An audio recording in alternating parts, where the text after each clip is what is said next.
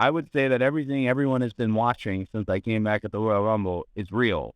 In an industry where there's a suspension of disbelief and areas of gray, and this is the most real anything has ever been. Trying to win a title that my family never touched.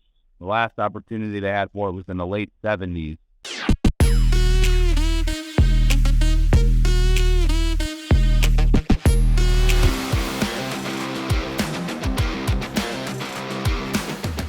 We are here with one half of the main event of the biggest pro wrestling match of the year. A man who has literally been born into the business. The American Nightmare, Cody Rhodes. You're on the roads to WrestleMania. How many people are saying that pun to you now?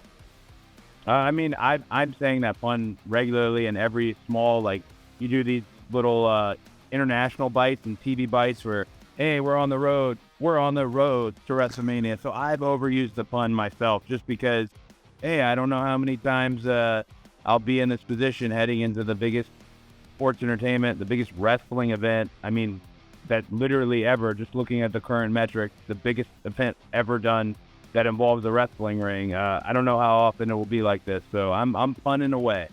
I'm coming to you from the Midwest in Chicago, where when you took that excursion away from WWE and made yourself an even bigger superstar with All Elite and everything like that, you did some time in AAW. And I was in a locker room recently, and people were like, the right guy is in this main event. And everyone kept saying that. How do you feel when you have that type of support from everyone who says that you're in this position with this champion who's been this strong for so long to take on Roman Reigns? Do you feel that support every day? I will say that it's been very, the graphic, the poster came out for WrestleMania the other day, and the amount of texts I got from people in the industry that I, worked with a ton of times, but also the people I worked with just maybe one time. The amount of love that was given was really, obviously I'm a sentimental guy, it's very touching, but also really puts a level of responsibility on me. It's great to hear someone say that he's the right guy to face the guy, but for me personally, I have to go out and execute, I have to go out and deliver. It can't just be a pipe dream. It can't just be hope. It has to be hope and execution, and that's where I'm at. So I've tried not to get too high on the love that I'm getting from my peers in the business, or get too down on any criticism that I might be getting as well, just because none of it matters unless you go out there and execute and give them something to really just love and cherish. WrestleMania being the biggest thing we do, and that's what I aim to do. You've gone through so much just even to get to this match since you were in WWE. You had the moment of the year last year at WrestleMania, this huge return. You and Seth Rollins have one of the best matches of the year. You got this great series. I'm in Chicago. You take off that robe inside the cage, and there's this awful bruise and this injury, and we know we're in this weird situation. You're nominated for Match of the Year, Sportskeeda Wrestling Awards. They nominated that match for the year, and you're for Babyface of the Year. Tell me about being in that cell, going through that, and then getting back here and winning the Royal Rumble. That's the real, you've really been slingshotted into this position with all these kind of circumstantial things, right? Well, I think, when people look at the Hell in the Cell match, I always tell everybody I was just truly embarrassed. I was on such a great roll and live event-wise, not just the big PLEs and the TVs. I was just having such a good connection with the fan base.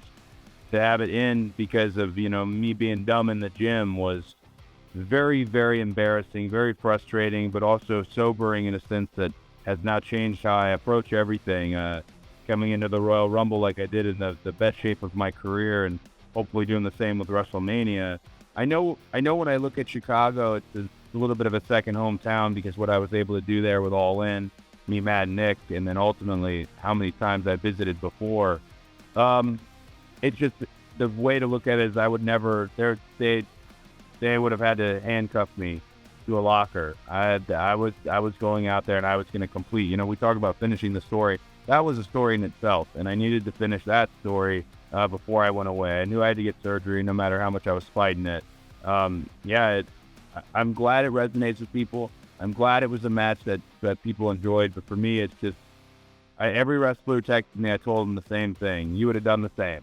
I hope I'm right, but it's just one of those moments I could not compete. You bring up finishing this story. That's such a powerful phrase, such a gravitating phrase. And you brought up emotionally. I know some people give you a lot of crap for crying. I don't mind it. I love it. I love the feeling of it. It's real. And attaching a lot to your father, the one of the most influential and prolific figures in pro wrestling, even with this generation of people. He helped craft the guy you're in the ring with. You helped get him ready for this position. Was there any apprehension for bringing in your family's legacy, or was that just it writes itself and I can't avoid it? I think more the latter, can't avoid it. And then those nights when I make it clear I'm not going to talk about Dusty at all, is the night that the other guy talks about Dusty. It's one of those where just recently with Roman, I wasn't really interested in the idea of we're going to converse on my father, but he has a very unique relationship and had a very unique relationship with my father, so he's the one who took it up there. And as far as I'm always kind of hip and keen to the amount of emotion that happens with me on television, and you brought up a good point. It's real. I would say that everything everyone has been watching since I came back at the Royal Rumble is real. In an industry where there's a suspension of disbelief and areas of gray, and this is the most real anything has ever been. Trying to win a title that my family never touched. The last opportunity they had for it was in the late 70s. Is as real as it gets. Coming back from a very real injury and trying to make it to the Royal Rumble and be eaten alive by Gunther until I was able to eliminate him is very real. And I like that. I prefer that I have the responsibility, but also to a degree the burden of the character I play as myself. Mm-hmm. And that's what makes it finish the story sound even better, because it's a real story. You brought up talking to a lot of people who care about this, that are a part of this legacy. Have you talked to your brother Dustin, who obviously has a prolific Hall of Fame career in his own right, about what this whole experience means for your family, for that legacy that you guys collectively share? Yeah, Dustin and I, we really just speak about everything else. Because, my dad's documentary comes out on the 26th, the Superstar Sunday before WrestleMania. And that's something that we're all excited to see, and see his foundation kind of kicked off that way. But yeah, it's not something I've really talked to him about what I'm feeling, only because it's really, I don't know.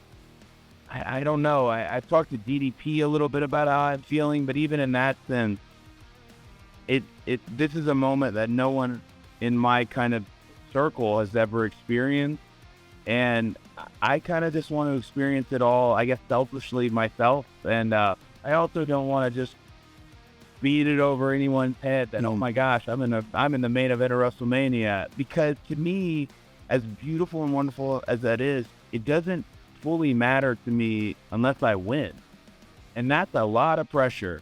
And that's a lot of, it might be good to talk to Dustin more, because Dustin's a very reasonable and down to earth and wonderful person. I know he'll be one of the only phone calls I make the day before, just because, the family I have, and I want that love and support, and want to know what they're thinking.